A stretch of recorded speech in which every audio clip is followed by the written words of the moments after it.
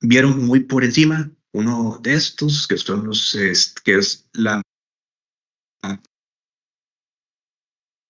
vamos a ver qué se puede utilizar y cómo se comporta. Los antiagregantes, como su nombre lo dicen, lo que hacen es impedir la agregación de las plaquetas. Y recordemos que la agregación plaquetalaria es el primer paso para la formación de un trombo. ¿Okay? Muchas veces es el mantenimiento de la homeostasis, ya sea cuando hay daño vascular, cuando nos cortamos. Y todo esto comienza con la activación de las plaquetas y su adhesión y consecuente agregación. Sin embargo, tenemos situaciones donde hay patologías que, por así llamarlo, hacen uso de la agregación que tenemos que prevenir que estas pasen, como por ejemplo lo que es un infarto del miocardio, lo que es una isquemia cerebral o lo que es una trombosis venosa profunda, con su peor complicación, que si bien es cierto, por un lado nos sirve, por otro lado, el uso o el consumo o la agregación sin control de las plaquetas más bien me propicia la aparición de otro tipo de patologías.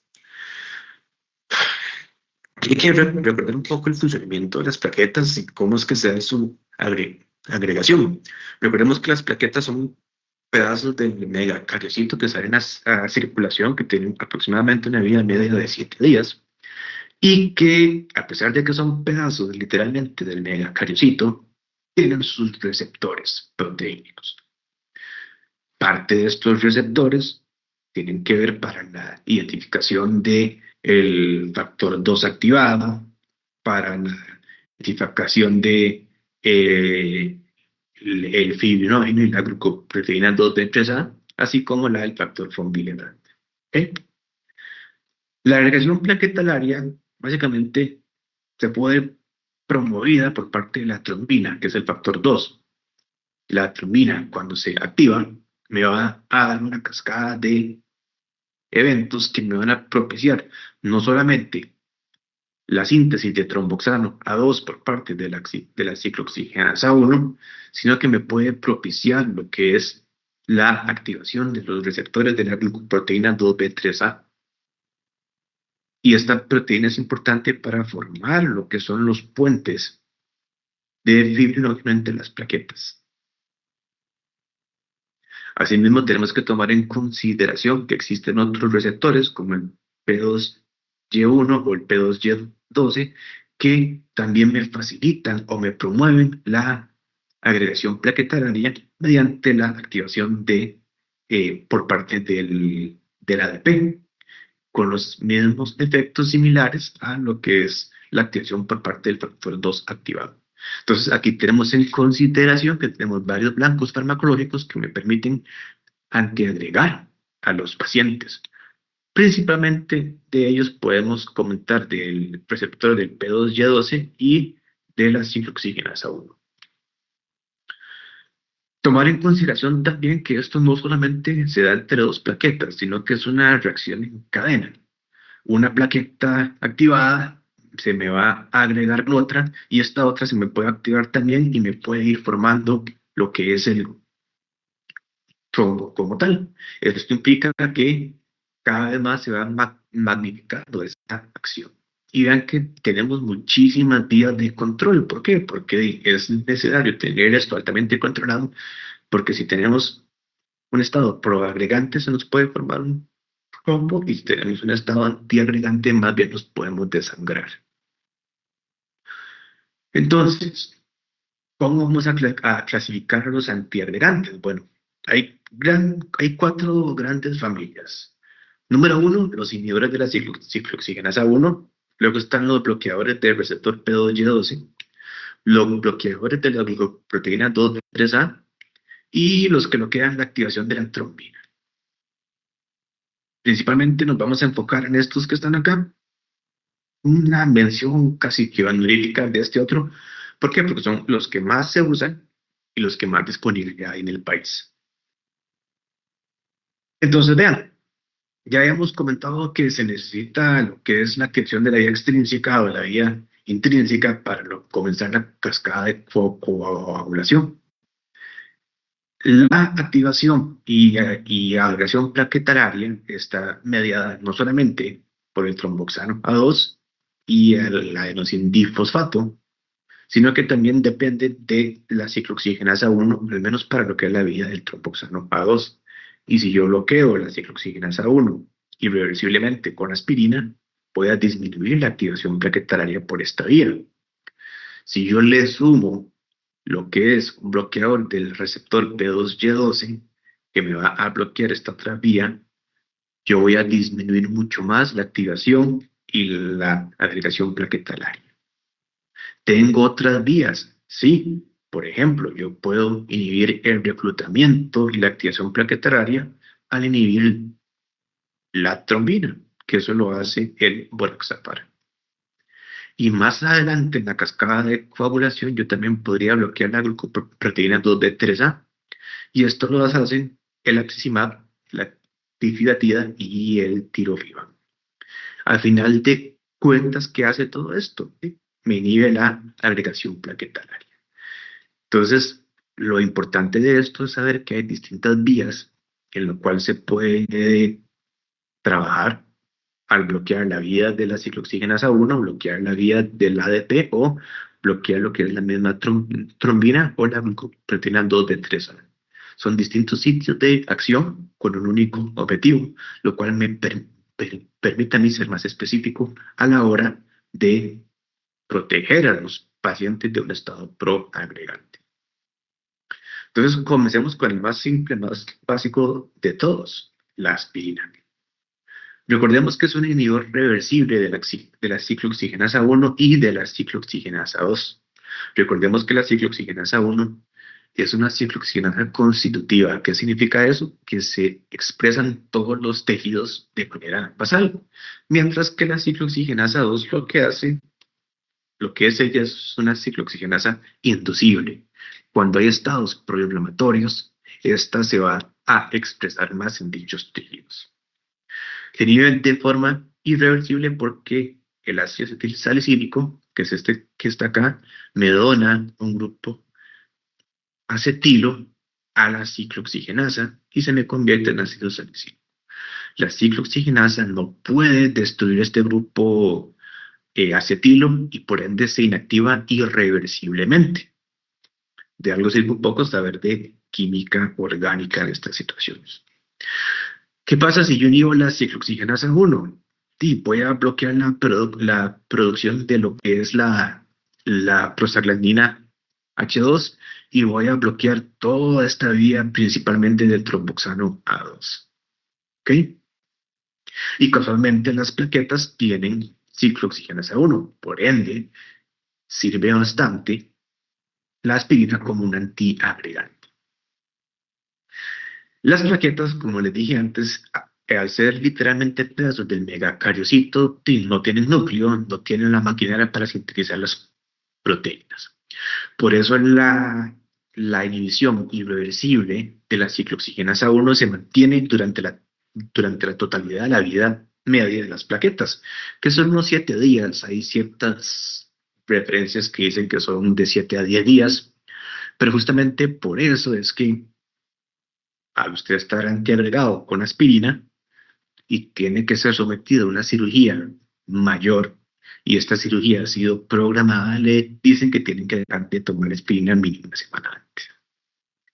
La ventaja también es que al ser una inhibición irreversible, las dosis repetidas de aspirina, o sea, las dosis diarias, causan lo que es una acumulación de su efecto. ¿Por qué? Porque el organismo está produciendo plaquetas nuevas y destruyendo plaquetas viejas.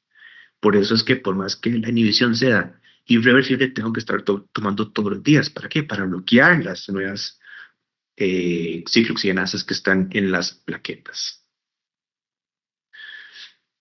Vean que la aspirina no solamente sirve como un antiagregante plaquetario, sino que también sirve como una INE. Y esto es importante, ¿por qué? Porque hay muchos medicamentos, y la aspirina es uno de ellos, que dependiendo de la dosis que usted le da, su efecto cambia. Por ejemplo, la dopamina, entre más baja sea la dosis, es más afín por los receptores dopaminérgicos. Cada vez que yo le subo la dosis, se me pierde esa especificidad y me activan los receptores tipo alfa 1 y luego los tipo alfa 2.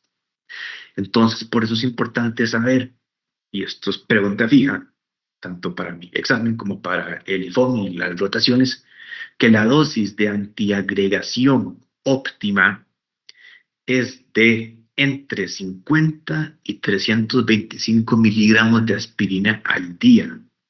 Es por eso que la pastillita de cardioaspirina es de 81 miligramos. Es por eso que la caja también tiene la famosa aspirinita que es de 100 miligramos. Si ustedes se pasan de esta dosis que está acá, no voy a tener lo que es una antiagregación, porque más bien voy a comenzar a inhibir no solamente la ciclooxigenasa 1, sino también la vía de las prostaciclinas, y voy a tener todo el efecto antiinflamatorio como tal, sin los beneficios de antiagregación. Entonces, y lo dejo claro, si les preguntamos dosis de la aspirina en el sentido de cuál dosis es mejor para antiagregar, una dosis baja o una dosis alta, y si en una rotación les preguntan cuál es el rango de la dosis de la aspirina para antiagregar, comentamos de que es entre 50 y 325 miligramos, pueden decirse 75 miligramos u 81 miligramos, pero es importante que ustedes sepan esto. ¿Por qué?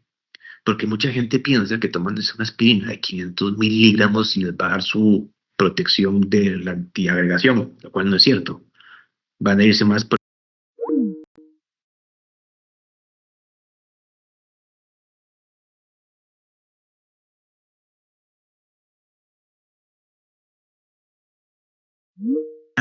se toma por vía oral y al ser un ácido se absorbe principalmente en el estómago y un poco en el intestino. Tomar en consideración también que depende de cómo esté el estómago de lleno, si está con alimentos, si el pH es ácido, si el estómago está vacío. Entre menos alimento haya en el estómago, entre más ácido sea este pH, es más rápidamente absorbida, lo cual en realidad, al ser una dosis de antiagregación, no cae tan pesado en la panza como si yo estoy tomando 500 miligramos. Ustedes se la toman y a la hora ya tienen su pico máximo en plasma y hace su máximo efecto de inhibir la ciclooxigenasa 1. Y ojo, inhibe todas las ciclooxigenasas, no solamente las de las plaquetas. Y se distribuye por todos los tejidos del organismo fácilmente, pero tiene la desventaja de que se metaboliza rapidísimo en el hígado. Y recordemos que cuando ustedes toman un medicamento, se absorbe por el estómago o por el intestino, pasa a circulación portal y esa vena porta ya directo al hígado. Entonces hay que tener cuidado en los pacientes que tengan algún tipo de disfunción hepática porque su efecto se puede ver aumentado.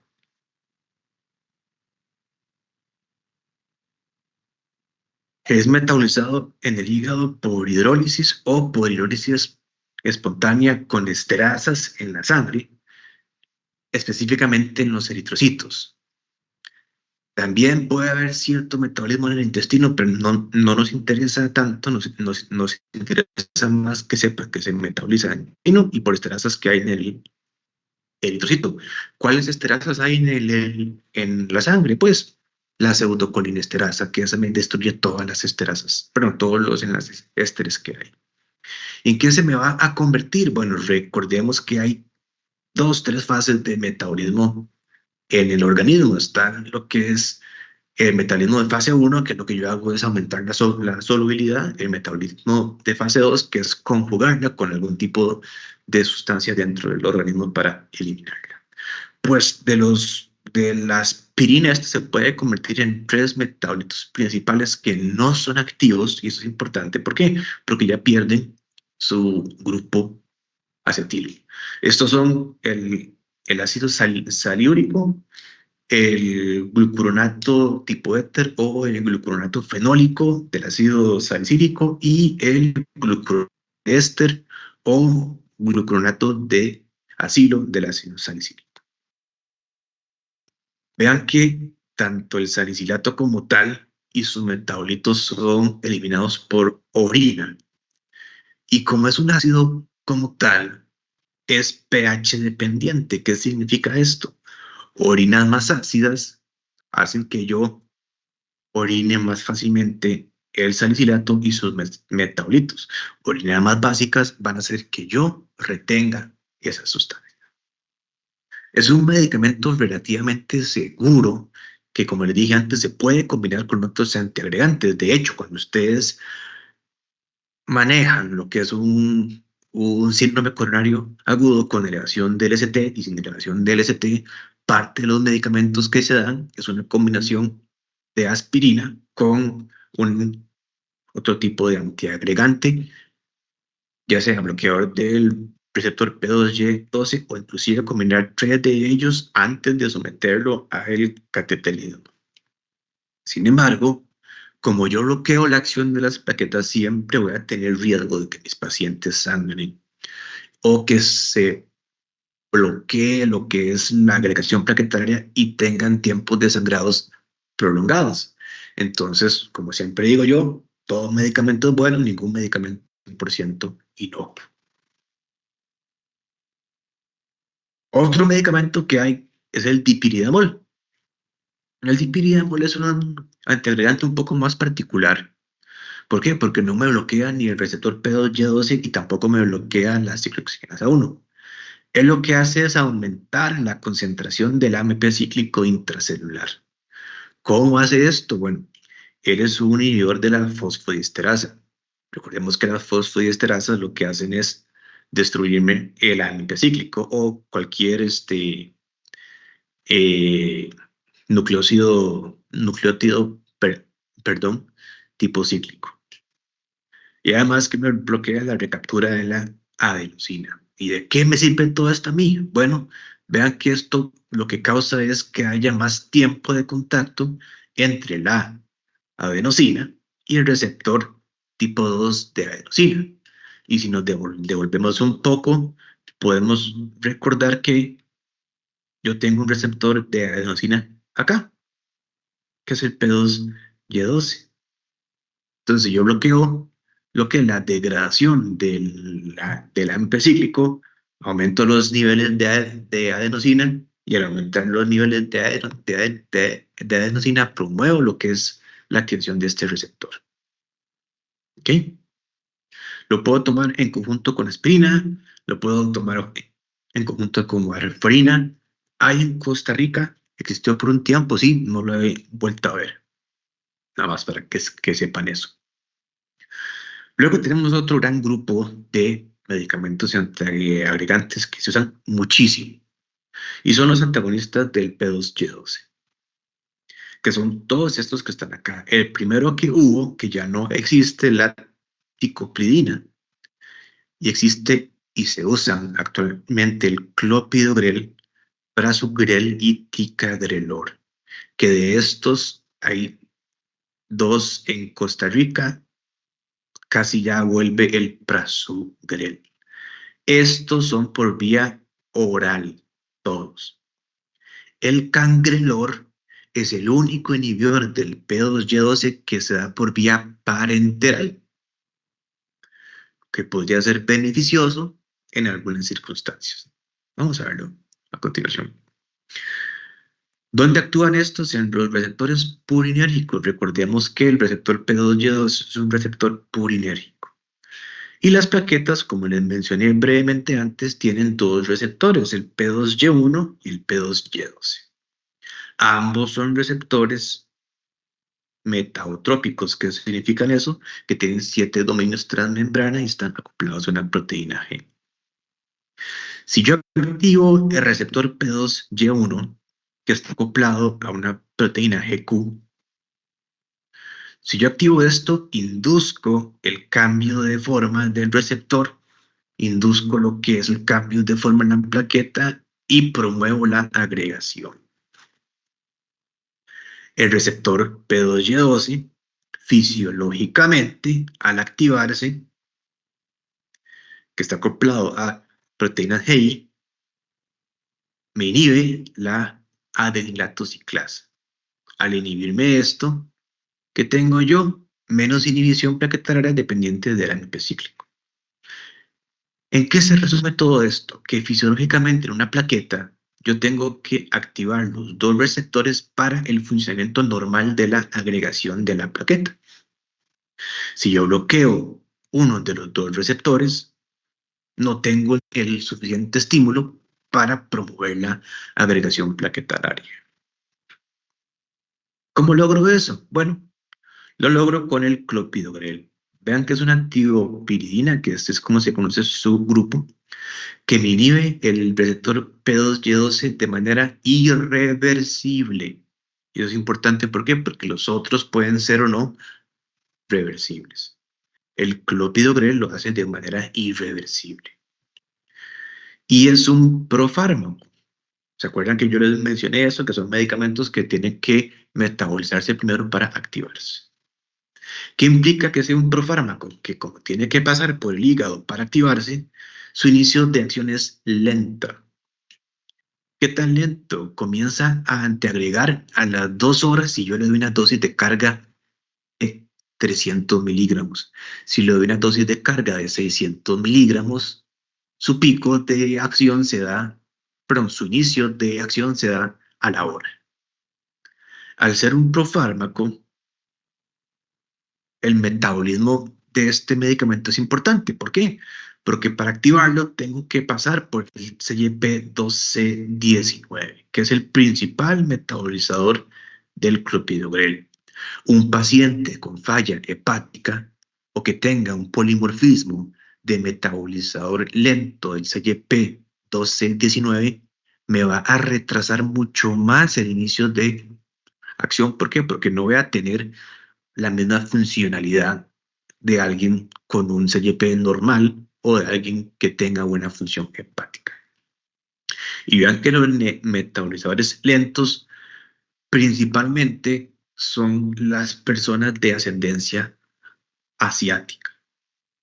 Casualmente son también una de las personas que son más sensibles a las estatinas y por ende son las personas que tienden a ser un poco más complejas de manejar en términos de lo que es un infarto o los factores de riesgo para propiciar un infarto. Vean que cuando yo inicio el tratamiento, por más que le coloque dosis de carga, el pico de acción, o sea, donde da su máxima inhibición, es a los 3 a los 7 días, a diferencia de la hora con la que habíamos comentado para la aspirina. Pero la ventaja sobre la aspirina es que su absorción no depende o no es afectada por los medicamentos o el entorno del tracto gastrointestinal. ¿Ok? Tiene una vida media de eliminación de 6 horas, sin embargo, permite que su administración sea diaria. ¿Por qué? Porque su efecto es ser un inhibidor irreversible, por eso hice bastante hincapié. Muchas veces uno se puede guiar en que, dependiendo de la vía media de eliminación, yo podría ver si le puedo dar un medicamento cada día o cada 12 horas. Bueno, de manera muy general sí, pero en los inhibidores irreversibles basta con solo dar una dosis para mantener su efecto como tal y darlo cada día. Y vean que el efecto de una dosis se sostiene de 72 a 96 horas. ¿Por qué? Porque es irreversible. ¿Y qué pasa? 96 horas son 4 días.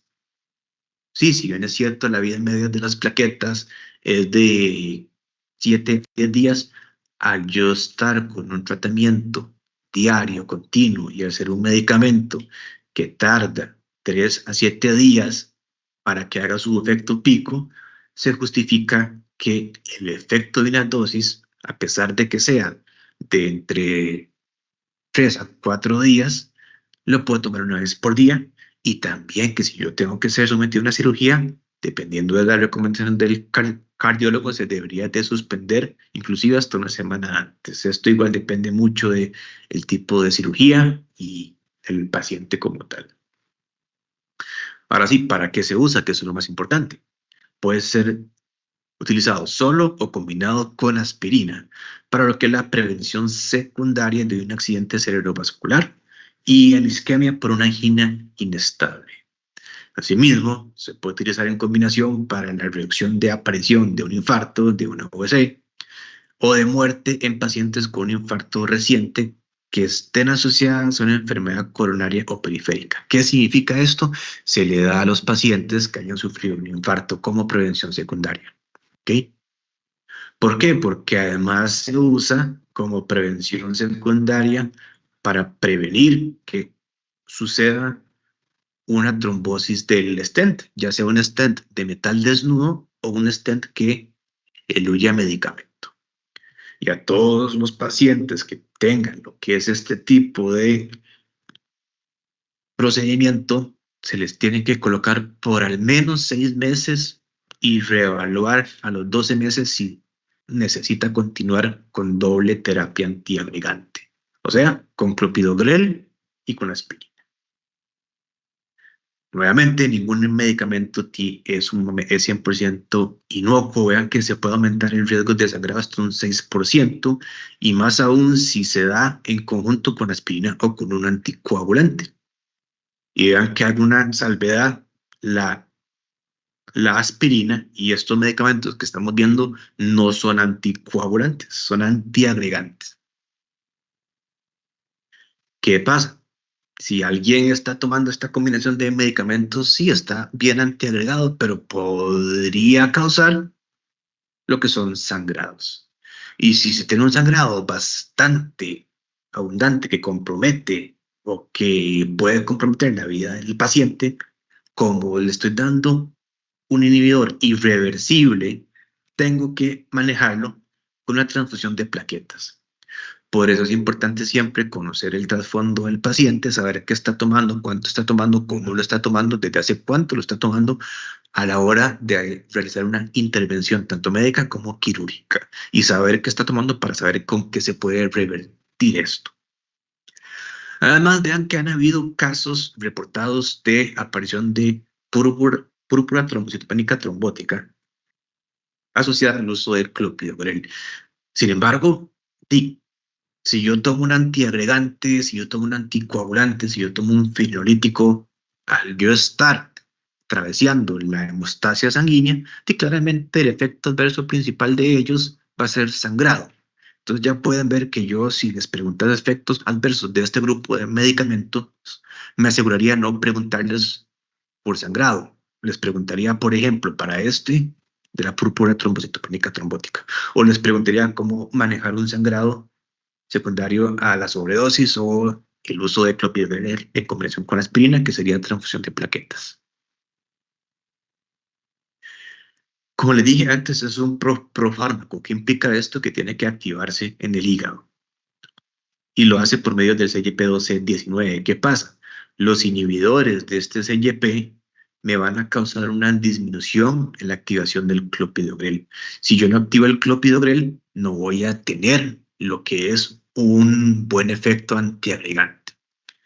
¿Y cuáles son los principales medicamentos que me inhiben CYP12-19? Los inhibidores de bomba de protones, el omeprazol, el esomeprazol, el lansoprazol y el pantoprazol. Si yo tengo un paciente que le tengo que iniciar clopidogrel y toma alguno de estos medicamentos, tengo que pensar en modificar ya sea o el clopidogrel o el tipo de terapia antiácido que estoy dando. ¿Por qué?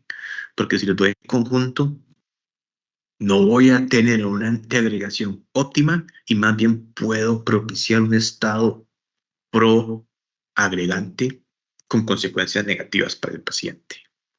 ¿Ok? Por eso es importante saber la farmacología, qué me interacciona con qué y qué no. Y esto lastimosamente se pasa muchas veces por alto en los hospitales y la gente sufre de iatrogenia al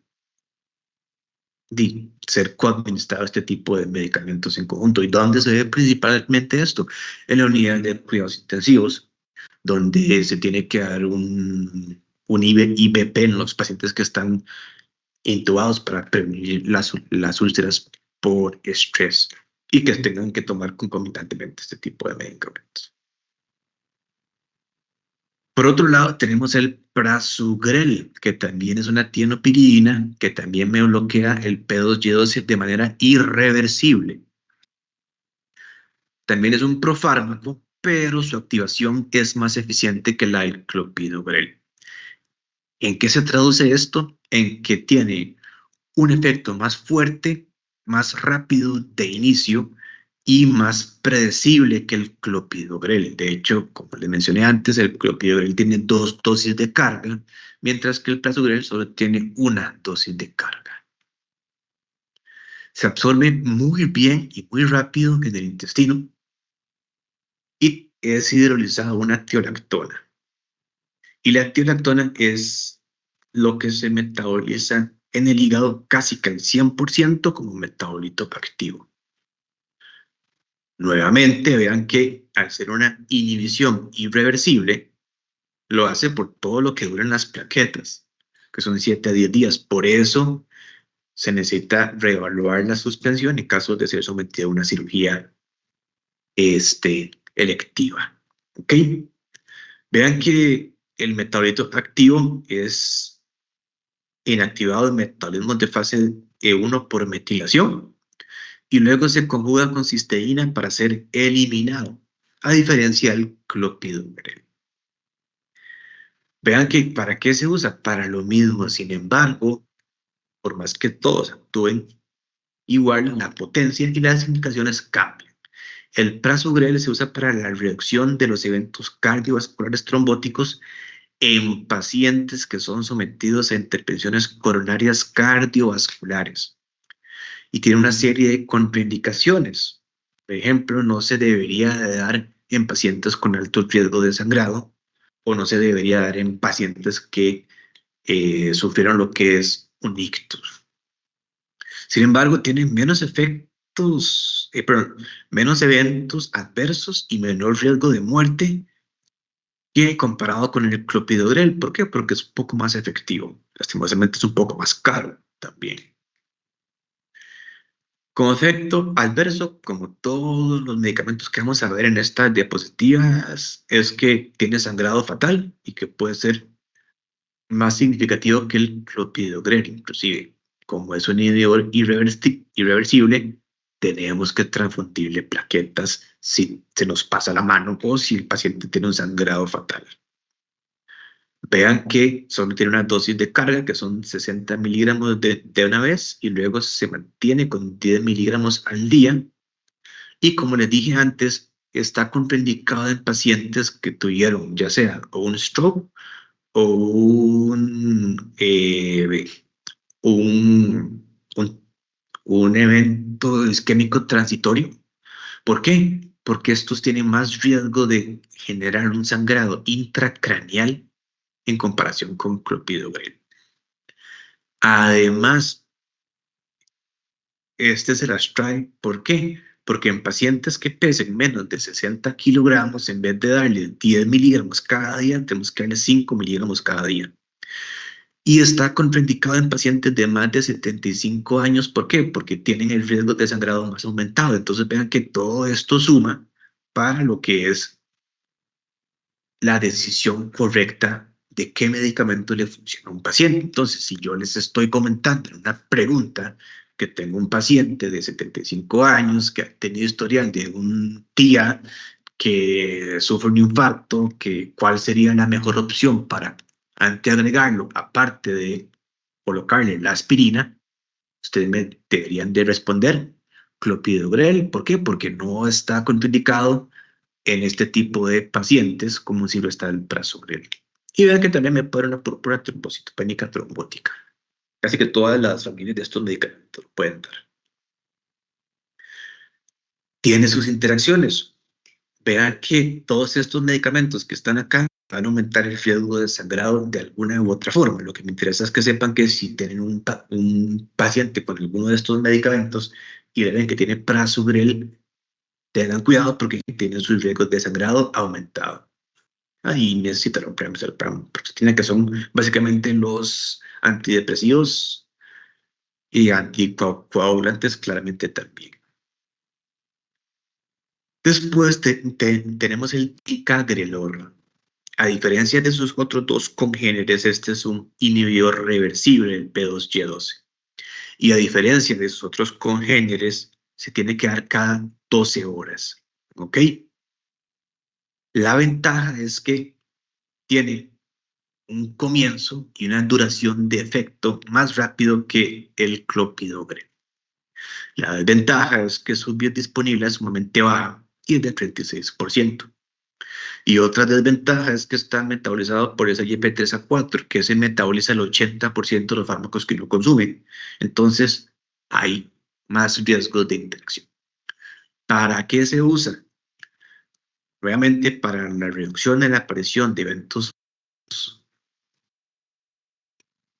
cardíacos en aquellos que están sometidos a lo que es una intervención tipo colocación de un stent o que hayan tenido lo que es un infarto antes.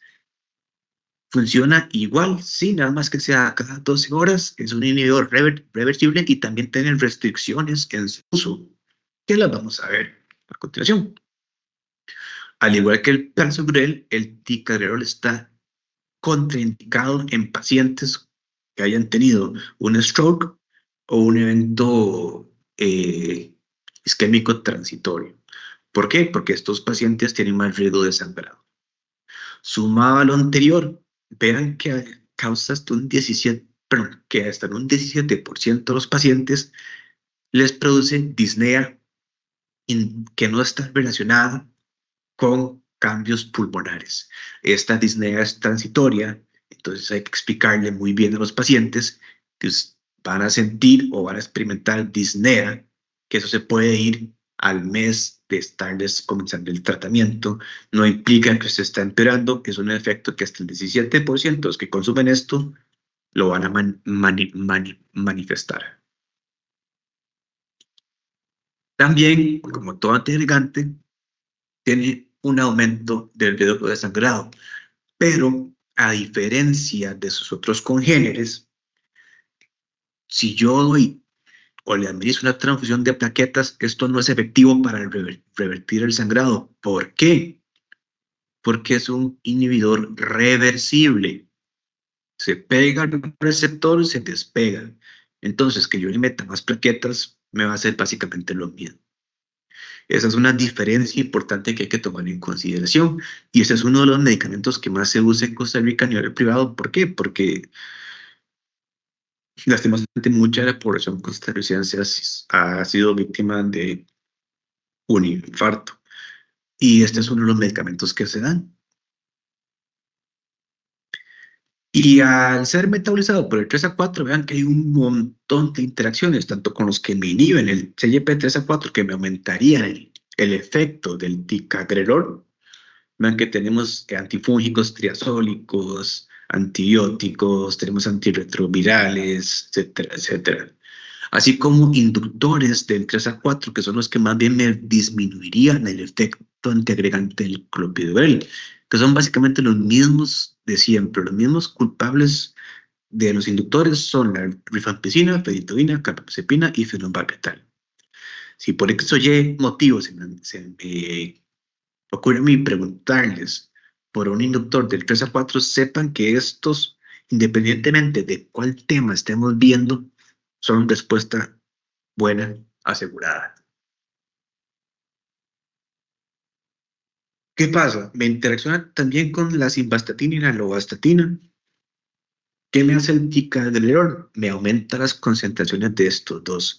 Y recordemos que parte de los efectos adversos de las estatinas son daño hepático manifestado como un aumento en las transaminasas hepáticas, miopatía, que no es lo mismo que una miositis o una mialgia, no, miopatía, por acción de lo que es una disfunción mitocondrial a nivel de músculo esquelético secundario a un desacople de fosforilación oxidativa debido a la falta de síntesis de fosfato, y que son medicamentos que al menos la lovastatina lo da la caja y la gente se la toma como confites.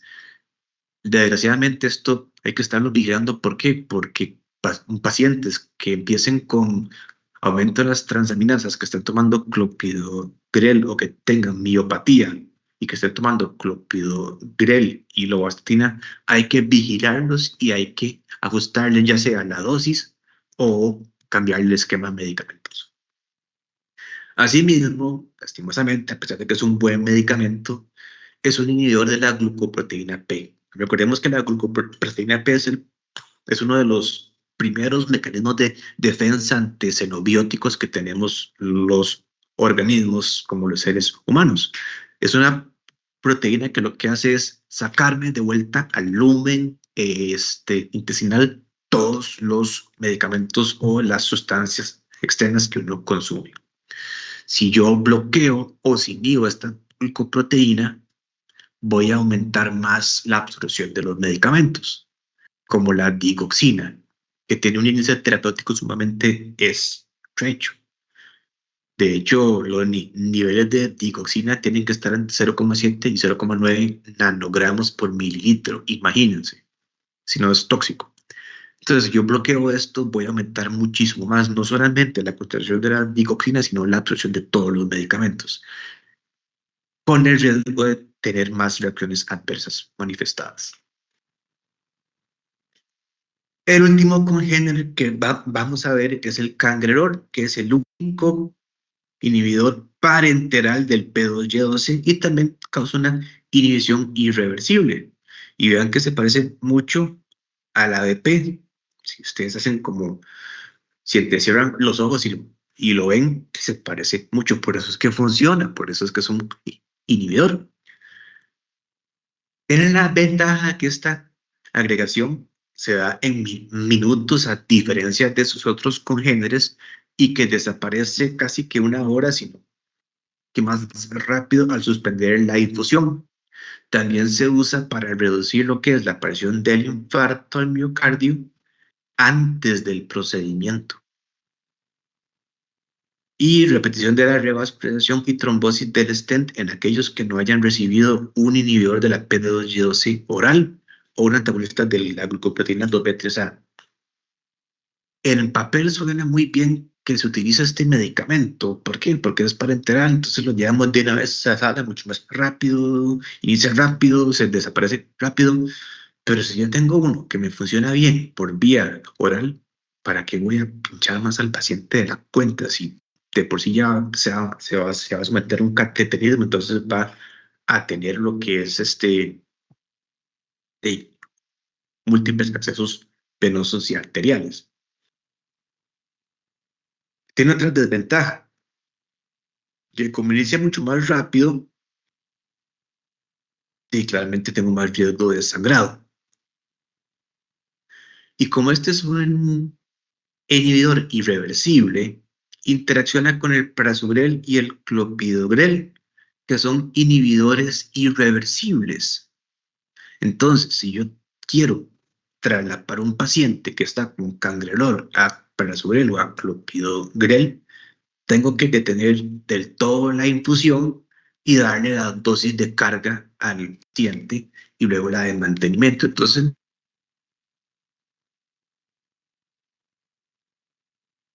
dosis de mantenimiento por el resto del año. Entonces, ven que no todo lo que es inyectable siempre es mejor. Existen claras excepciones al respecto. Luego tenemos un medicamento que no es de la familia de los señores de la P2Y12, que ha intentado entrar al mercado, que también sirve como un antiagregante, nada más que este es un antagonista competitivo del receptor PAR1. ¿Okay? Tomar en cuenta que esto causa una inhibición de la agregación plaquetaria mediada por la trombina. Recordemos que si nos vamos más para atrásito,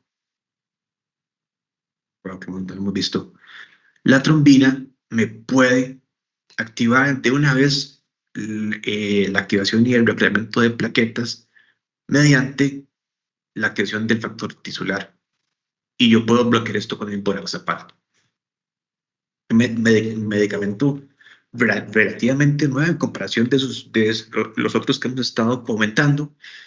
Tiene lo que es una biodisponibilidad bastante alta, su inicio es rápido y con una vida media de circulación decente, comparable con lo que es el clopidogrel, pero actúa diferente. Y vean que es tan efectiva que los efectos duran hasta 4 semanas, o sea, un mes después de suspendido el medicamento. Nos permitiría tener a pacientes con pésima adherencia mejor protegidos con una dosis que un paciente que no se lo esté tomando bien. ¿Por qué? Porque al tener una vida media tan larga y que su efecto se mantenga hasta por 4 semanas, nos permite tener esa flexibilidad. Vean que también este es metabolizado por ese CYP3A4, lo cual claramente ya les puede decir cuáles son las posibles interacciones que tenga este medicamento. Vean que se usa nuevamente, todos los que estamos viendo, para reducir los eventos trombóticos en pacientes con infarto o con enfermedad arterial periférica. O sea, todos aquellos que puedan tener una isquemia crítica, que son pacientes de vascular periférico. Se puede dar solo o se puede combinar con aspirina o se puede combinar con clopidogrel, que eso es algo nuevo que no hemos visto. Esa es una excelente opción para pacientes como por ejemplo yo, que soy alérgico a la aspirina.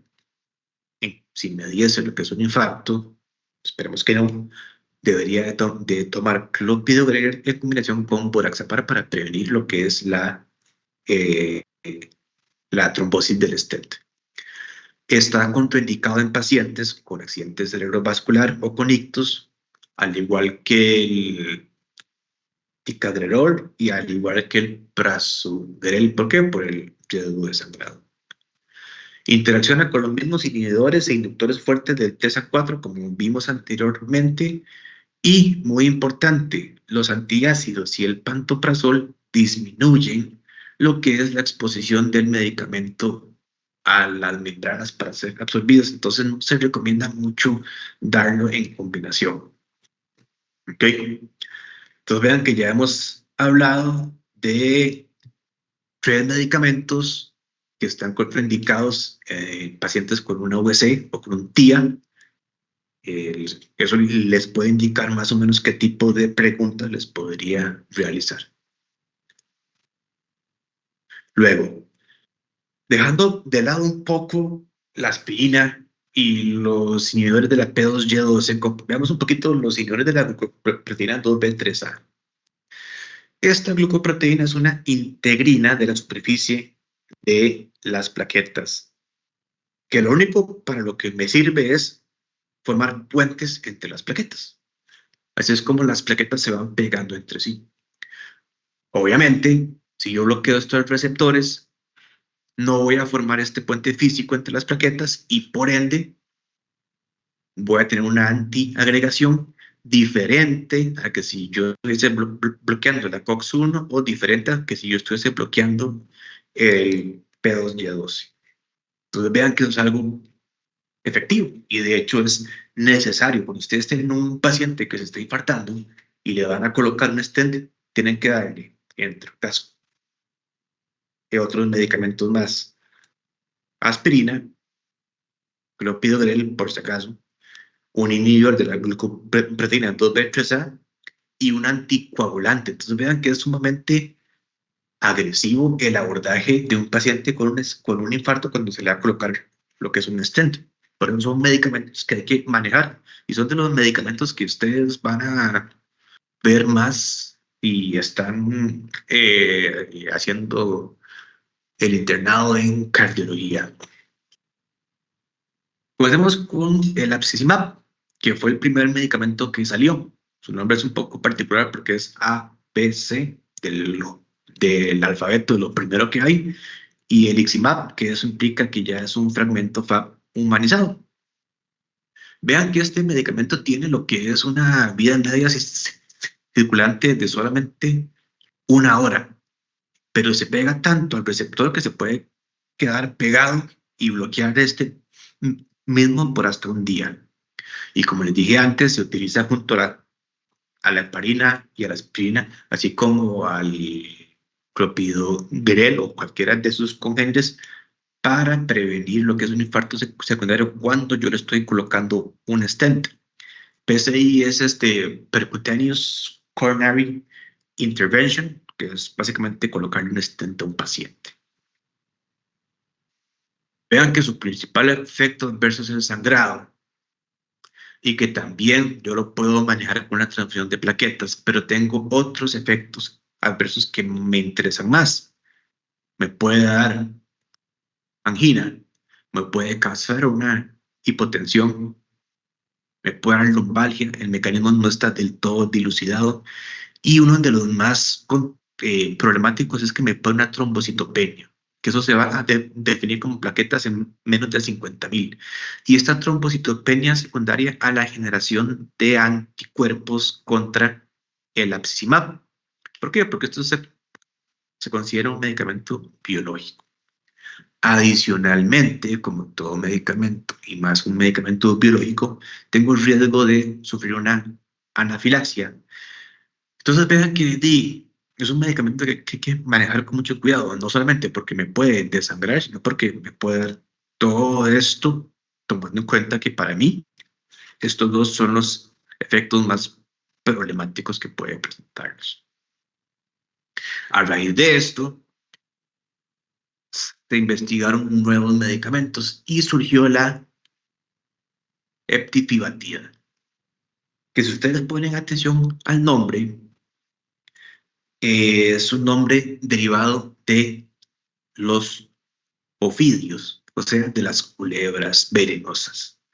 Es un ciclopéptido que inhibe lo que es la unión del fibrinógeno a la glucoproteína 2B3A.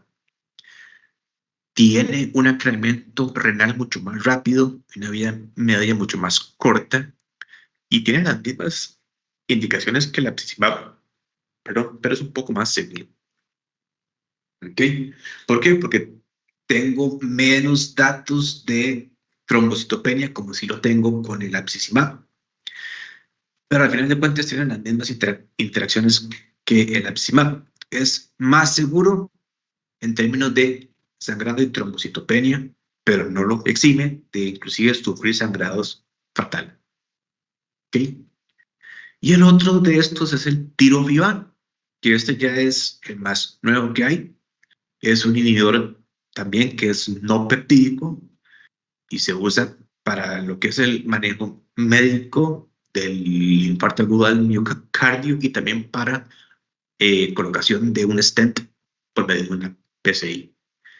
Su vida media es de 2 horas, pero tiene la ventaja de que se elimina no solo por vía renal, sino por vía fecal también y se puede dializar. Entonces, si uno se le va la mano, esperemos que no pase, y el paciente tiene diálisis, se puede fácilmente remover este medicamento.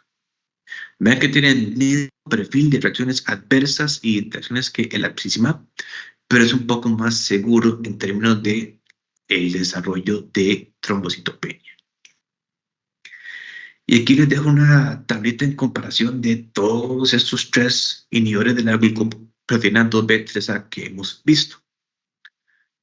Me comparan no solamente la especificidad por la 2B3A, cuánto dura en plasma, cuánto dura pegado en plaquetas, que esto es lo que me dice la latencia residual de el efecto y cómo se elimina, si se elimina por vía renal o no. Cambiemos de marcha y hablemos un poco más de los anticoagulantes. Ahora sí, las heparinas y el fondaparinux. Aquí ya no vamos a hablar de antiagregación, sino de anticoagulación. Comencemos con las heparinas. Vean que las heparinas son un polímero de un glucosaminoglucano.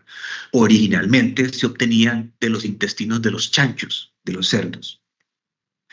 Y todo esto conlleva a razones éticas, religiosas y demás, por lo cual mucha gente rechaza el uso de aspirina. Tenemos aspirinas no fraccionadas y tenemos también aspirinas de bajo, perdón, aspirinas, heparinas no fraccionadas y heparinas de bajo peso molecular, en donde se cortan ciertos pedazos de este polímero de glucano para cambiar su farmacocinética y su farmacodinámica.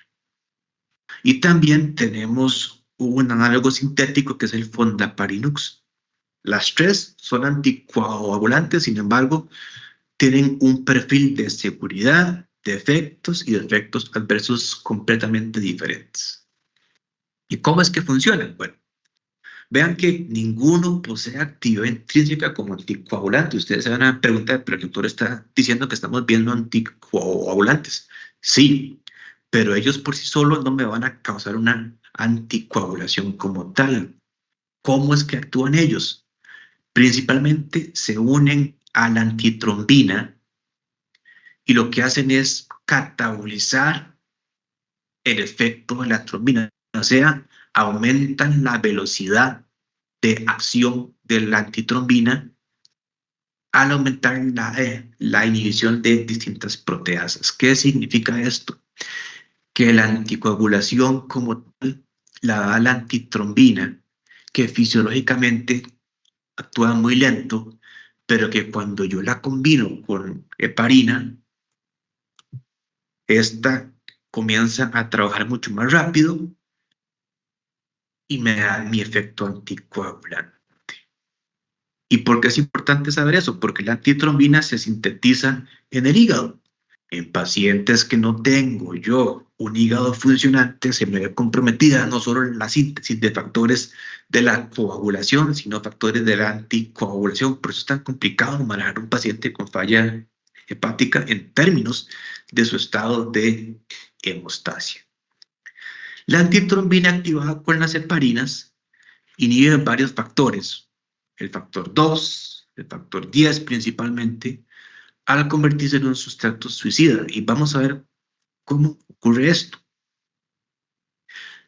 Adicionalmente, no solo me puede bloquear el factor 10 activado, sino que también ciertos tipos de heparinas me pueden inhibir la trombina por acción de la antitrombina.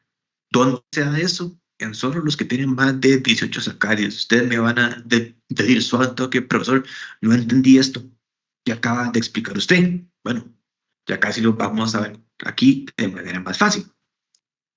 Vean que esta es la heparina no fraccionada. Es un polímero de de glucanos principalmente. Se pega la antitrombina y esto lo que hace es que facilita la inactivación del factor 10 activado. ¿Por qué? Porque lo que hace es básicamente pegarse, degradar. Pero también me puede bloquear la trombina, únicamente la heparina no fraccionada. Lo que hace esto es que forma un complejo y este complejo de antitrombina con heparina es, por decirlo así, abrazado por la heparina no fraccionada y me bloquea en lugar la trombina, lo cual permite que la trombina no ande por todo lado, activando lo que es la cascada de coagulación. Por otro lado, las heparinas de bajo peso molecular tienen una cadena mucho más corta y el fondaparinux, que vamos a ver que es un pentasacárido, mucho menos. Las dos me van a activar la antitrombina para que degrade el factor 10 activado, pero no tienen la suficiente longitud para bloquear en el sitio de acción la trombina. ¿En qué se traduce todo esto? Que la heparina me bloquea tanto el factor 10 activado como el factor 2 activado en una relación de 1 a 1.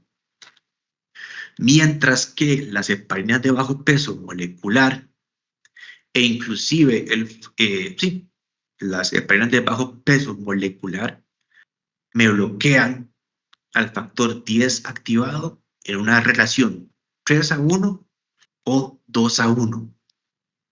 Y el fondaparinux del todo me bloquea únicamente al factor 10 activado.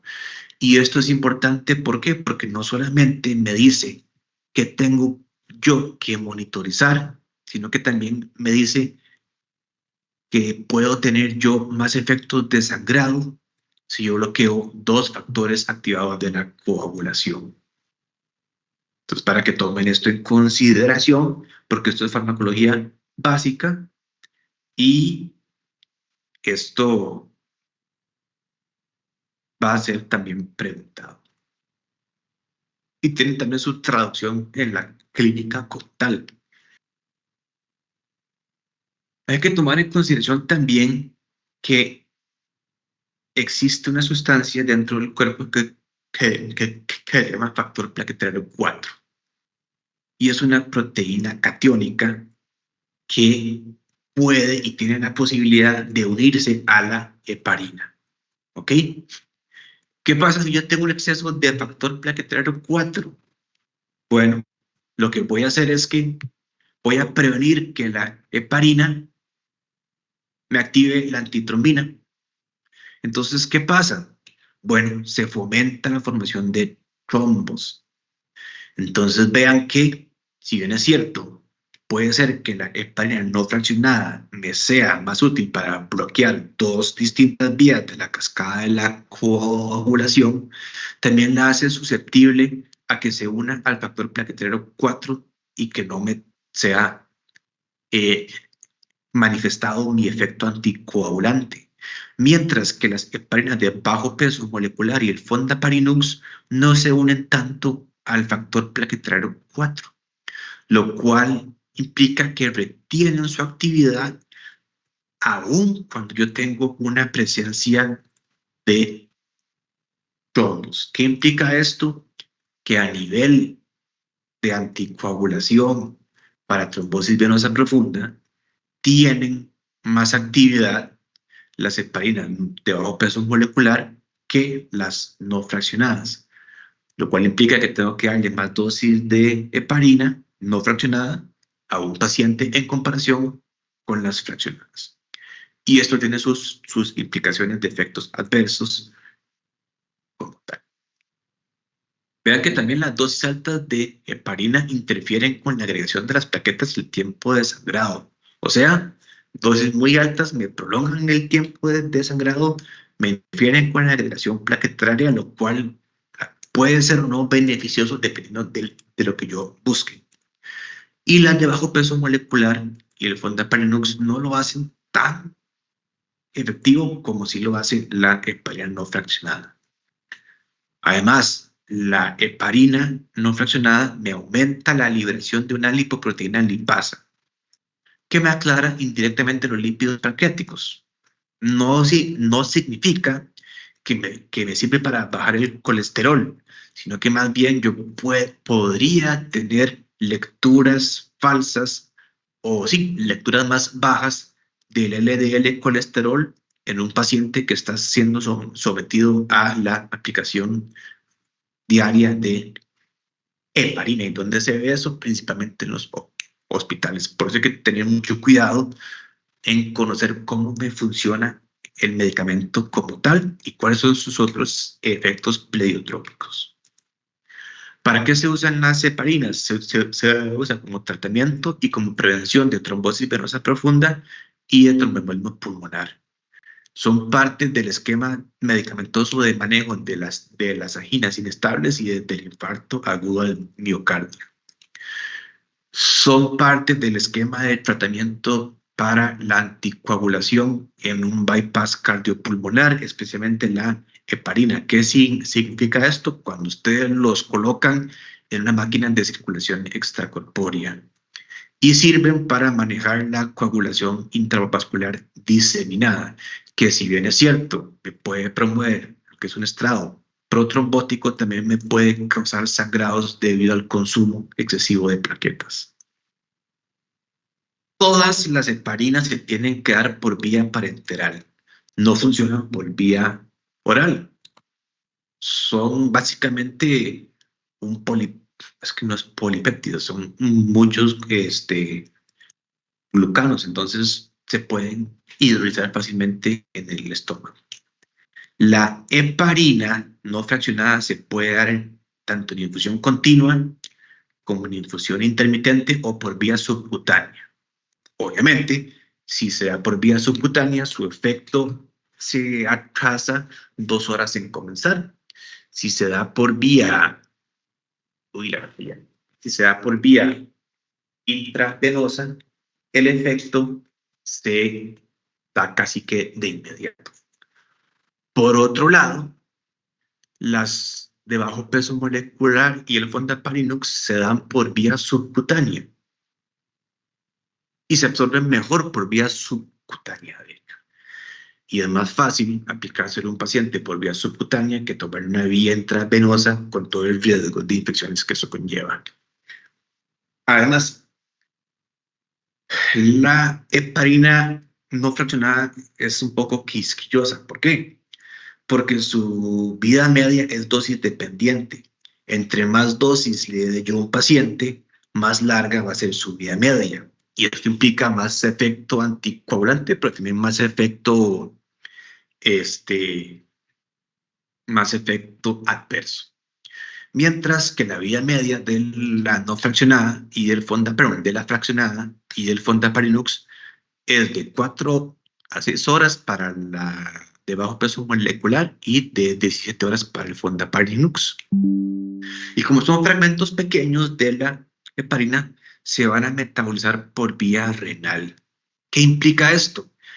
Que tanto el Fondaparinux como la heparina de bajo peso molecular se acumulan en pacientes con falla renal y esto implica que yo necesito realizarles un ajuste de dosis a estos pacientes. Con la heparina yo no tengo que hacerles un ajuste de dosis. Entonces vean que dependiendo de la circunstancia y del paciente que tenga yo, voy a preferir o la enoxaparina o el Fondaparinux y en otro tipo de pacientes la heparina como tal. ¿Qué implica esto? Vean que la de bajo peso molecular y el Fondaparinux, yo tengo que ajustarle la dosis, como dije antes, en falla renal, pero si el aclaramiento es menor a 30 mililitros por minuto, están contraindicados. ¿Qué tengo que usar yo entonces en estos escenarios? Heparina no fraccionada. Son seguras en los pacientes con falla renal o con falla renal terminal, obviamente vigilando siempre los efectos de la anticoagulación. Y además de estar contraindicado el Fondaparinux en un aclaramiento menor de 30 mililitros por kilo, el Fondaparinux está contraindicado en pacientes con fractura de cadera. No es tan efectivo la anticoagulación. Pacientes con reemplazo de cadera o de rodilla tampoco es tan efectiva la anticoagulación. Pacientes con una cirugía abdominal no es efectiva la anticoagulación. Y en aquellos que pesan menos de 50 kilos está contraindicado porque puedo tener yo más efectos adversos. Entonces, ¿dónde está indicado el Fondaparinux? Para el manejo del infarto principalmente. Por eso es que casi no se vende en el mundo y en Costa Rica mucho menos. Yo llevo ya años sin ver Fondaparinux.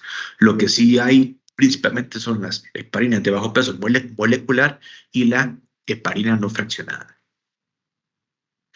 ¿Cómo se administran? Como les dije antes, si es heparina, puede ser por vía intravenosa o subcutánea. Si es heparina de bajo peso molecular, por vía subcutánea. Yo tengo que monitorizar de la siguiente forma. Con el tiempo parcial de tromboplasmina activado, si yo uso heparina no fraccionada y si yo uso heparina de bajo peso molecular, tengo que medir los niveles de anti-10A. Y los niveles de anti-10A se pueden cuantificar, nada más que es un dolor de cuantificarlos. ¿Por qué? Porque yo tengo que cuantificarlos dependiendo de que si le doy heparina de bajo peso molecular, si le doy rivaroxaban, si le doy apixaban o si le doy el edoxaban. Entonces vean que se me embarra la cancha. y se tienen que tomar a cierta hora. Entonces también se complica más.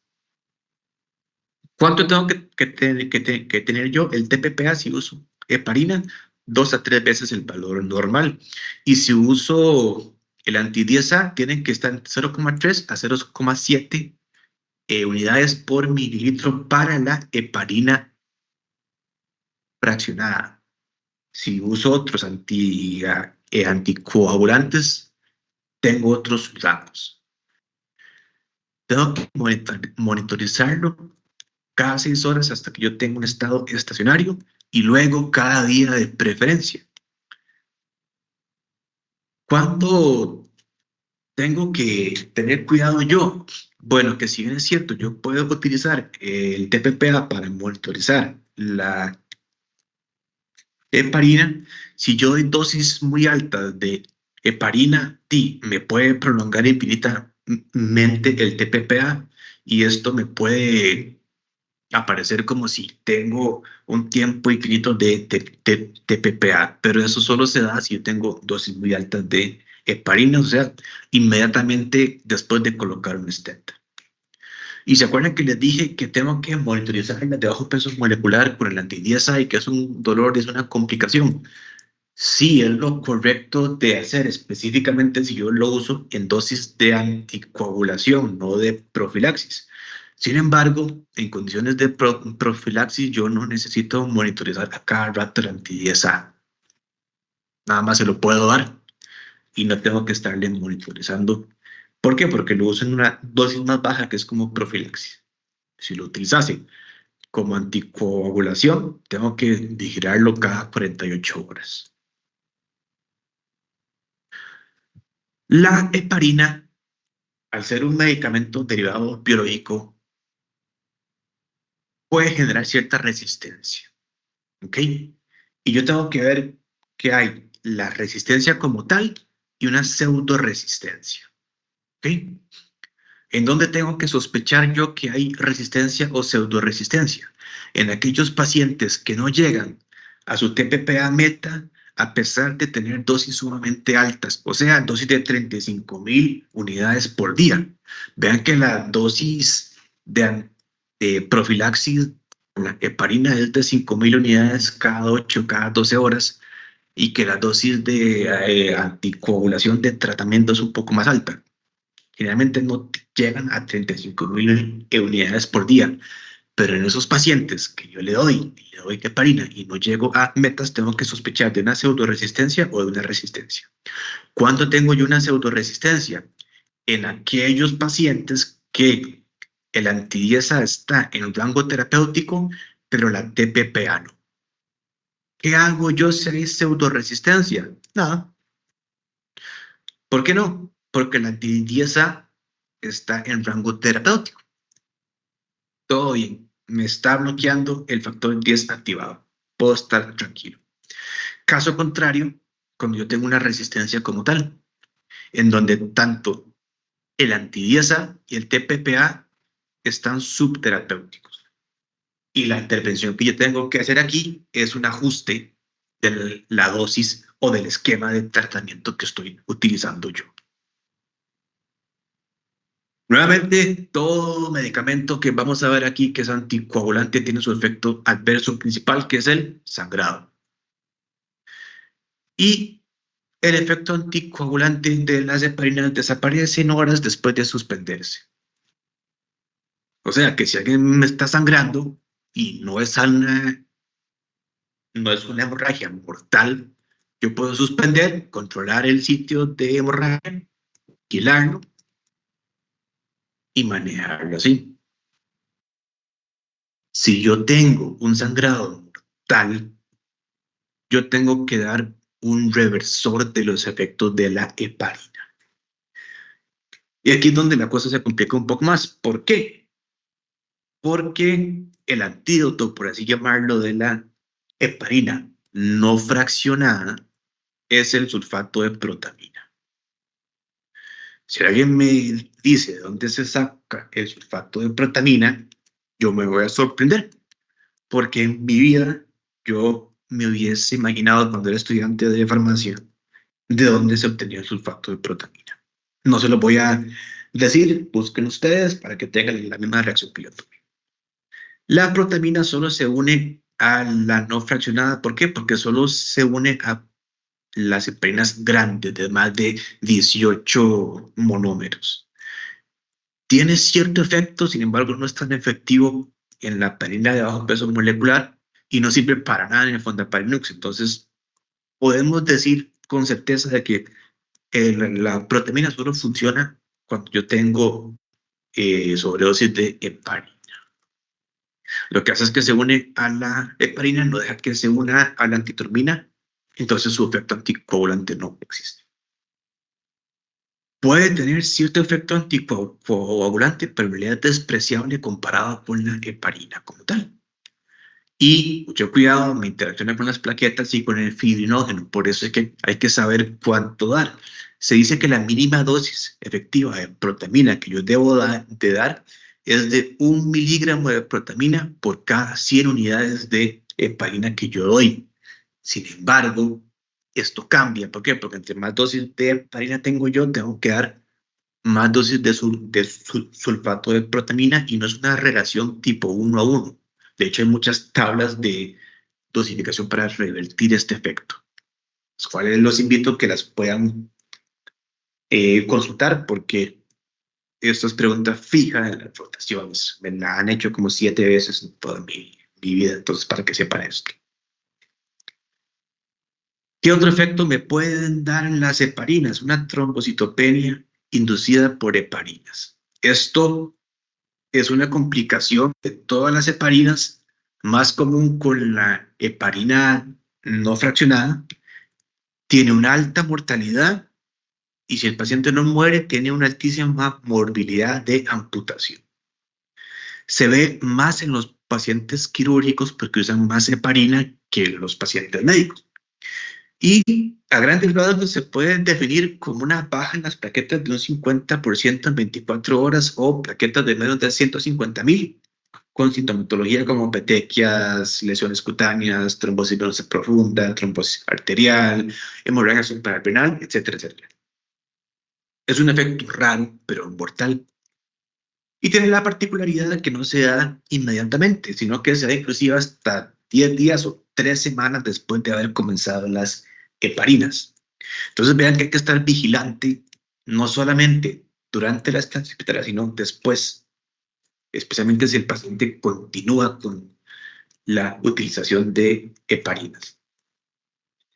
¿Cómo se maneja esto? Se tiene que suspender toda forma de heparina inmediatamente y si el paciente amerita mantener la anticoagulación, yo tengo que dar una alternativa de anticoagulación. ¿Qué puedo dar? Fondaparinux, tomando en cuenta que no va a ser los mismos de efectividad. Puedo dar pivaluridina, que es un inhibidor del factor 2 activado por vía parenteral, o argatroban, que también es un inhibidor del factor 2 activado por vía parenteral. Desgraciadamente, no hay pivaluridina en Costa Rica, no hay argatroban en Costa Rica y ya no hay fondaparinux en Costa Rica. Por eso es importante prevenir que aparezcan estos efectos, utilizar heparinas de bajo peso molecular en la medida de lo posible porque tienen menos incidencia que la heparina como tal. No dar más anticoagulación de la cuenta porque si bien es cierto, su aparición es en el 0.5% de los pacientes, siempre está ese riesgo. Y si usted hace una trombocitopenia inducida por heparinas, no puede aplicársele ninguna heparina más por el resto de su vida. Y de ahí, corre con el riesgo de que se quede sin opciones terapéuticas en caso de que las necesite. Ya hay unos anticoagulantes parenterales. Dos temas más, los anticoagulantes orales, los anticoagulantes y los antagonistas de vitamina K y los fibrolytíticos. Y terminamos por el día de hoy. Comencemos con uno de los medicamentos que yo más odio, que es la warfarina. Y la odio porque es sumamente compleja. La warfarina lo que hace es disminuir los niveles de los factores dependientes de vitamina K. Recordemos que esos factores son 2, 7, 9, 10, la proteína C y la proteína S, que la proteína C y S son anticoagulantes naturales, que hay que tener mucho cuidado también. Y ojo, solo funciona en los factores que no han sido activados. ¿Por qué? Porque aquí es donde funciona, se necesita vitamina K para activar estos factores de la coagulación. Recordemos que estos factores de la coagulación se sintetizan dentro del hígado y todos tienen vidas medias distintas. Y esto es importante saberlo. ¿Por qué? Porque vean que tengo vidas medias que van desde las 6 horas para el factor 7 hasta las 50 horas para el factor 2. Y ustedes me van a decir de qué me sirve a mí saber que el factor 2 tiene 50 horas de vida media. Pues le sirve para saber cómo manejar, dosificar y monitorizar la warfarina.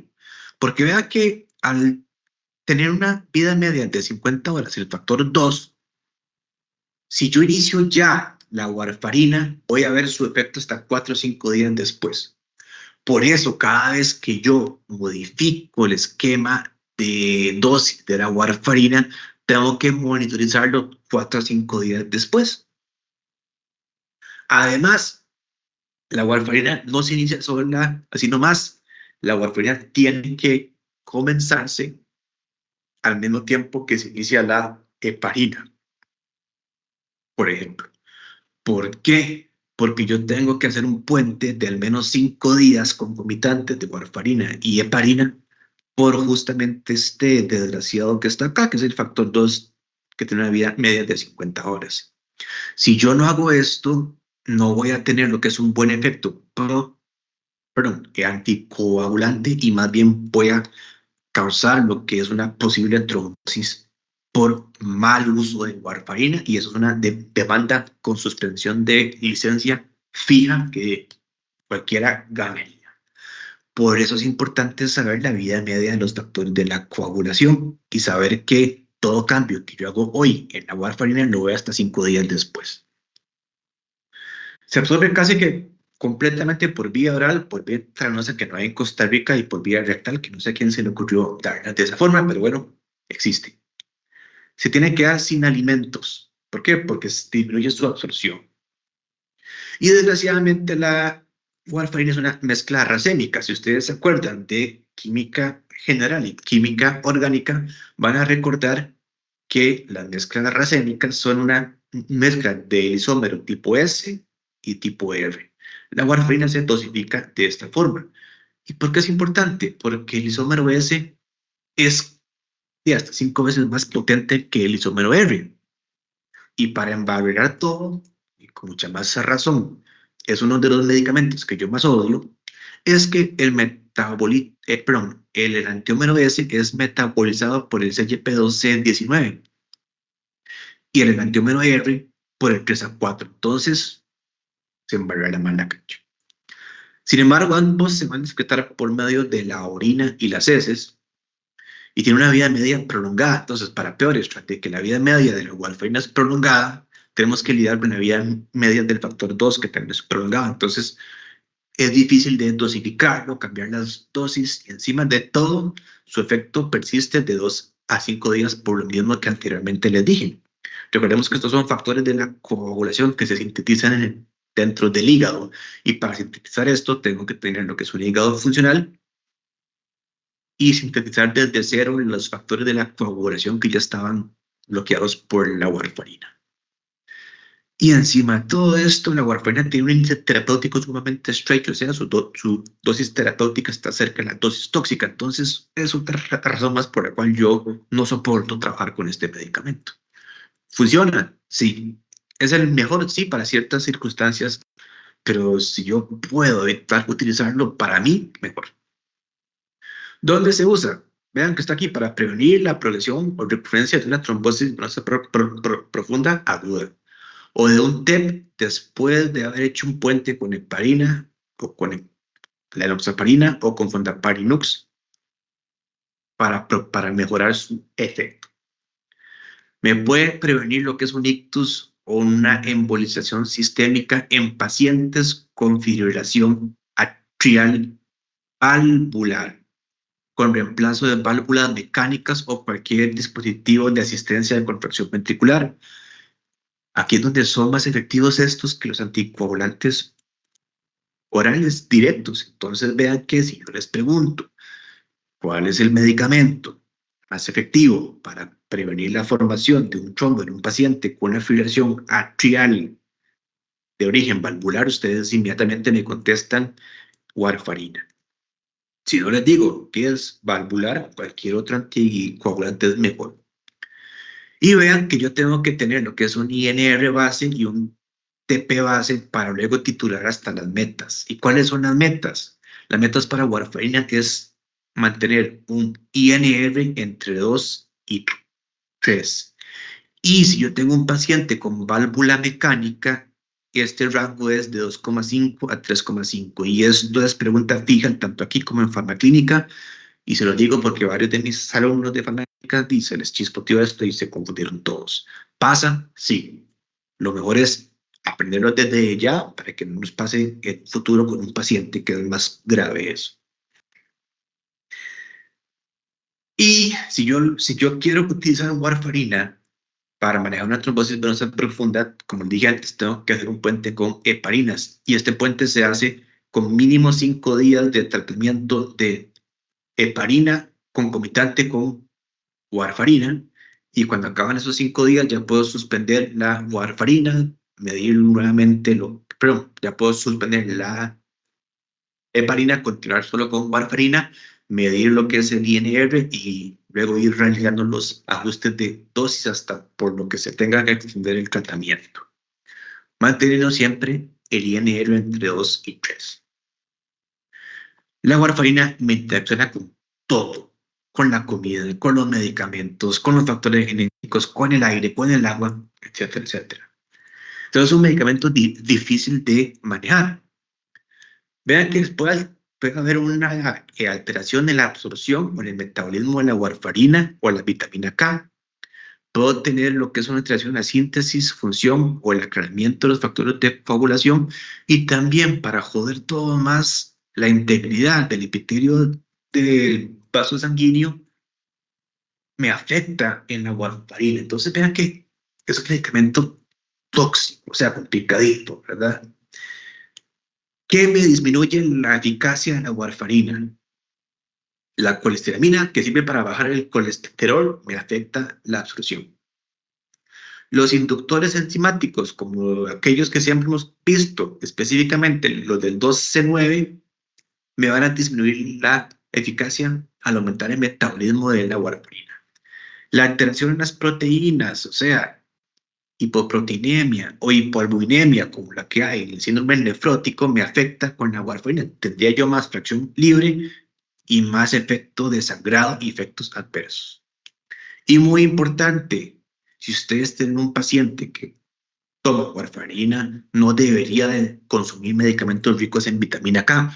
¿Cuáles son esos medicamentos ricos en vitamina K? Todas las hojas verdes, lechuga, espinaca, arúgula, kale, cuáles de Bruselas, etcétera. Se debería de restringir esto o si el paciente lo come porque es vegetariano, a una cantidad fija siempre y poquita. ¿Para qué? Para que no nos disminuya el efecto de la warfarina. Por otro lado, me aumentan el riesgo de hemorragia los inhibidores del CYP12-19, especialmente la miodarona, que se usa como antiarrítmico. Entonces vean que podría también yo tener una posible interacción. En pacientes con una deficiencia relativa de vitamina K, por ejemplo, que tengan una dieta inadecuada o que en pacientes que son postoperados tengan lo que es una dieta muy alta en fluidos parenterales. Claramente me alteraría la microbiota intestinal. Recordemos que estas bacterias me van a sintetizar vitamina K. Entonces, situaciones como el consumo de antibióticos o una dieta que sea de fluidos parenteral me alteran la microbiota intestinal y me pueden subir de la nada el INR. Son tantas las interacciones que yo les recomiendo a ustedes que mejor se metan en UpToDate, pongan warfarina y abran el Drug Information que le viene ahí. UpToDate no solo para patologías, también tiene consulta de medicamentos y tiene consultas de interacciones de medicamentos. Entonces es una herramienta bastante poderosa. La pueden descargar en su celular y se conectan desde la cuenta de la U. Son tantas que literalmente les llenaría 20 diapositivas de solo texto y no tiene sentido que yo se los ponga porque no, para esa gracia, si voy a leer solo las diapositivas, mejor leer el libro ustedes, no tiene sentido. ¿Okay?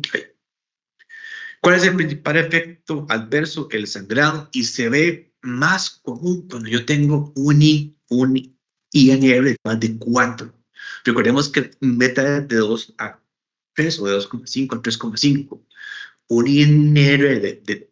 INR de más de 4 me aumenta el riesgo de sangrado intracraneal, especialmente si lo doy con agentes que me inhiben el metabolismo.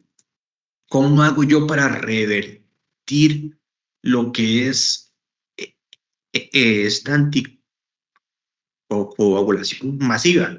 O suspendo la dosis o le puedo dar una dosis de vitamina K1 por vía oral o por parenteral. Esta disminución es rápida en el sentido de que se da de 24 a 48 horas, pero yo les digo, si ustedes tienen un sangrado más profuso o un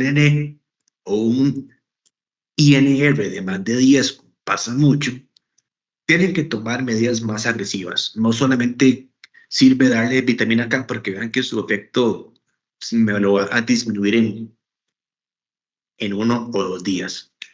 Cuando yo tengo lo que es un INR más elevado, requiero de una intervención más agresiva.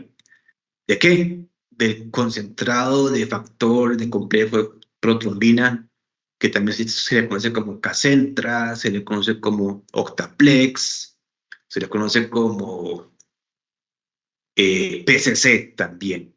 ¿Okay? Vean que se tiene que dar en infusión lenta y se tiene que suplementar con vitamina K intravenoso, pero esto le reajusta usted su INR de minutos a horas. ¿Ok? Con el riesgo de que, como es un medicamento, como es un concentrado de factor 2, 7, 9 y 10, y puedo tener yo reacciones anafilácticas. ¿Ok? Además, si yo revierto, ya sea con el PSC y con vitamina K en dosis altas, vean que puede ser que el paciente se me haga resistente a la warfarina por unos días. Se me va la mano, tengo que volver a comenzar heparina de bajo peso molecular para anticoagularlo en puente con warfarina. Entonces, lo ideal es no pasarse de la dosis óptima con la warfarina porque revertirlo o es lento en términos de días o se me puede ir la mano. Inclusive, dosis más altas de este medicamento me pueden causar estados protrombóticos. Entonces, ya ven por qué no me gusta usar la warfarina mía. Es un medicamento complicadito, tiene muchos red flags. Además, la warfarina es teratogénica. Me pueden dar desde defectos de nacimiento hasta lo que son abortos. ¿Por qué? Porque me pueden causar lo que son las anomalías del sistema nervioso central en el segundo y el tercer trimestre del embarazo, o lo que es una hemorragia neonatal o intrauterina fatal. Si una mujer embarazada necesita anticoagulación, y eso pasa mucho porque el embarazo es un estado procoagulante, lo más seguro es que usen heparina de bajo peso molecular. Más fácil, menos complicación. ¿Ok? Más seguro para el feto, más seguro para la madre también. La warfarina también me puede dar en necrosis de la piel. Ya ven por qué yo odio este medicamento. Se puede dar de unos 3 a unos 10 días después de haber comenzado el medicamento y es raro. Básicamente la piel se les coloca de color azul, negra y se les rosa. ¿Y dónde se ve más? En las extremidades, en la panza, donde hay tejido adiposo, en las nalgas también, en el pene y en los pechos en las mujeres. Y vean que esto es complicado. ¿Por qué? Porque este efecto se da por déficit de proteína C o proteína S, que son los factores anticoagulantes naturales que también son bloqueados por la warfarina. o también en pacientes con trombocitopenia inducida por heparinas. Es un efecto que les encanta preguntar en el IFOM, les encanta preguntarlo en el ECOMO, entonces mejor se los dejo desde ya para que no los agarre por sorpresa. Y puede dar otras toxicidades como una coloración azul gris en la piel, especialmente en los pies y en los cortejos, que se puede dar a las 2 meses de haber comenzado el medicamento, que se asocia con embolismos de colesterol secundario al uso de warfarina, que dependiendo de la magnitud puede ser problemático o no. La gran mayoría de esta coloración desaparece cuando ustedes levantan las piernas, se mejora la circulación, todo bien, pero puede pasar. Como puede pasar, lo puedo preguntar. Los otros anticoagulantes orales son los inhibidores directos del factor 2 activado y el factor 10 activado. Son medicamentos que yo prefiero utilizar sobre la warfarina. Hay los inhibidores del 2, que son los de la atromina, y los del factor 10 activado. El dabigatran es un profármaco que me bloquea lo que es el factor 2 activado. Y les digo esto, ¿por qué? Porque los que me bloquean el 10 activado tienen lo que es una X dentro de su nombre. Bloquea la activación del fibrinógeno a fibrina, bloquea la activación de la cascada en la coagulación y bloquea la activación plaquetaria. Tiene 3 mecanismos por la cual me causan lo que es un efecto anticoagulante. Tiene una pésima biodisponibilidad por vía oral, pero aún así la dosis funciona. Su efecto máximo es en 2 horas y tiene una vida media de 14 horas, lo cual permite la administración cada 12 horas, o sea, BID.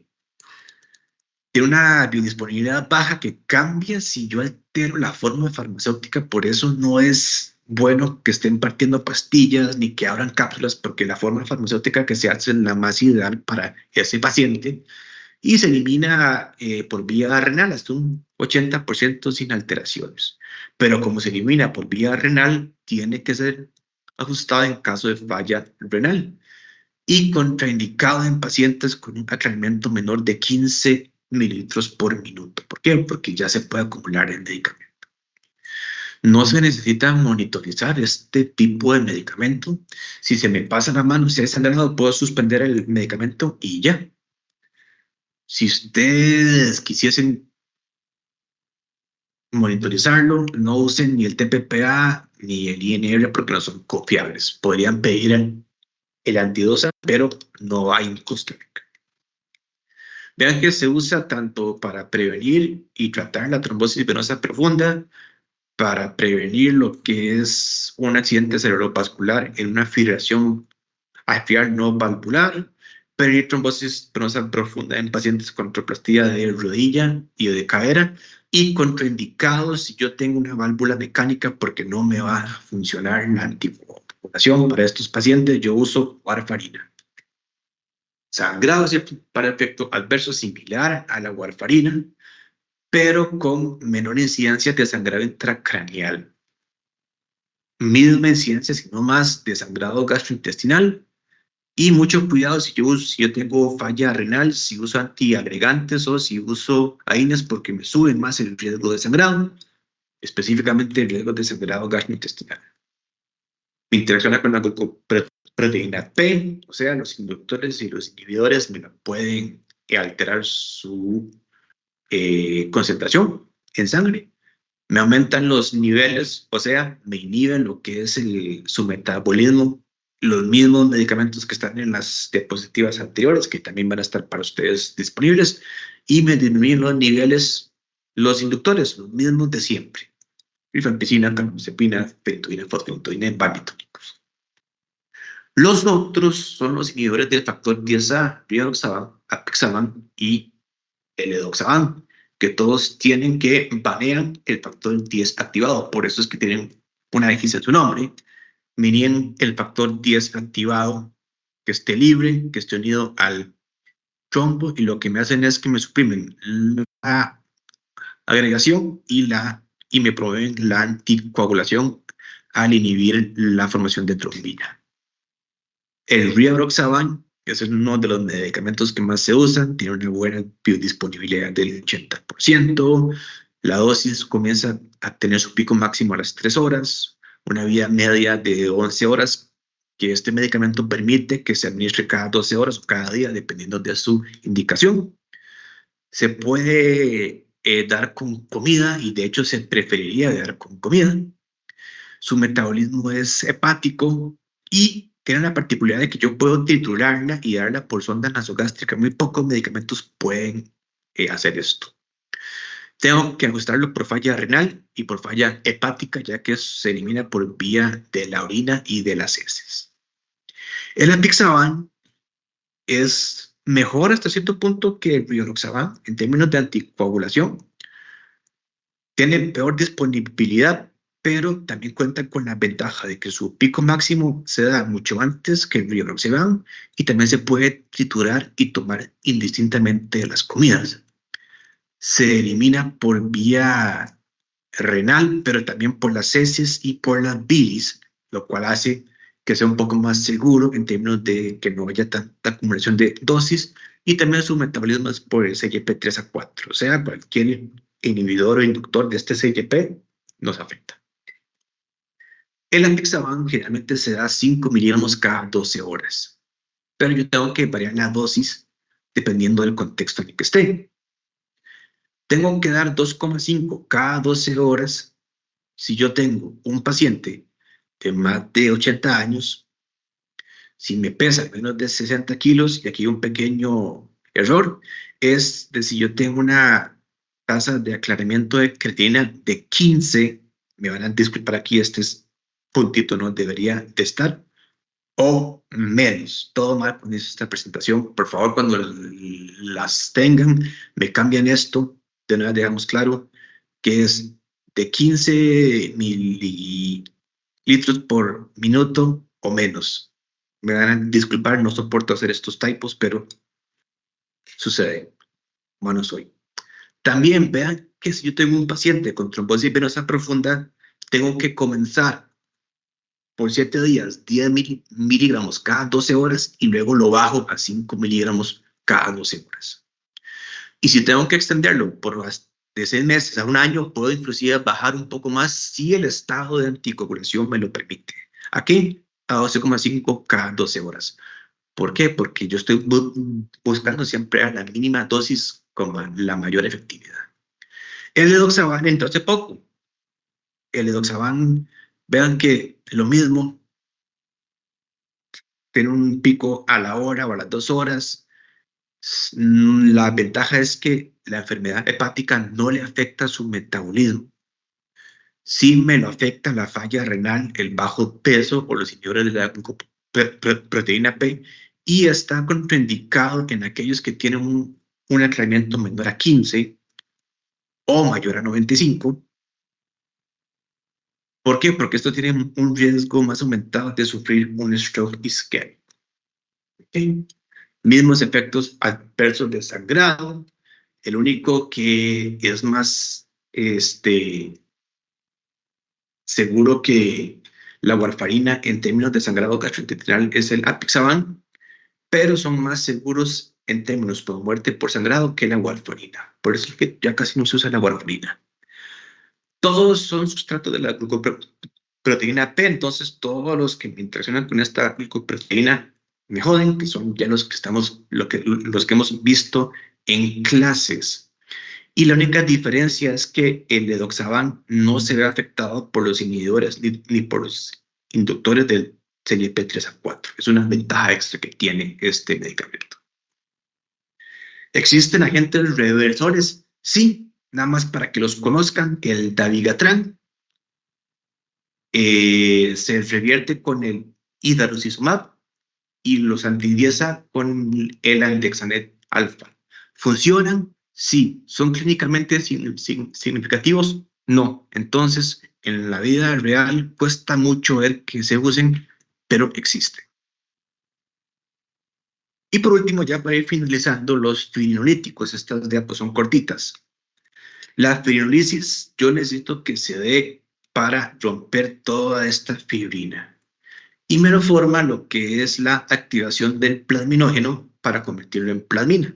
Y esto está dado por el factor tisular activador del plasminógeno o TPA. Eso se encuentra en el epitelio vascular y me activa la fibrosis intravascular. También tenemos un análogo de este que es la uroquinasa o la UPA, que esta se induce por inflamación y más bien me promueve la fibrinólisis extravascular. Las dos ocurren, nos interesa saber más de esta, la TPA. Es un sistema sumamente regulado. ¿Por qué? Porque si yo activo esto, si yo activo el TPA por parte de la PAI-1 o la PAI-2, voy a disolver todos los coágulos que hay, ya sean patológicos o fisiológicos. Y si a mí se me va la mano, y claramente puedo disolver un coágulo fisiológico y yo tengo un sangrado masivo que mata al paciente en términos de horas. ¿Ok? Por otro lado, la activación del plasminógeno es 300 veces más rápida cuando yo tengo fibrina. ¿Qué significa eso? Que si yo doy el TPA y hay fibrina por todo lado, por ejemplo, un tromboembolismo pulmonar masivo, una trombosis venosa profunda extensa por inestabilidad o un ictus, claramente me va a funcionar más rápido el medicamento que si no hubiese la presencia de fibrina.